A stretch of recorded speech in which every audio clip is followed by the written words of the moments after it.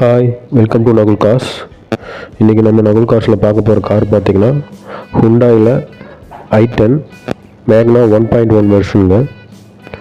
இந்த கார் பார்த்திங்கன்னா 2012 model. Number of owner பார்த்திங்கன்னா செகண்ட் ஓனர். காரில் எஃப்சி இன்சூரன்ஸ் கரண்ட்டில் இருக்குங்க. இவர் ஓனர் பார்த்திங்கன்னா ஆண்ட்ராய்டில் டச் ஸ்க்ரீன் போட்டிருக்காரு.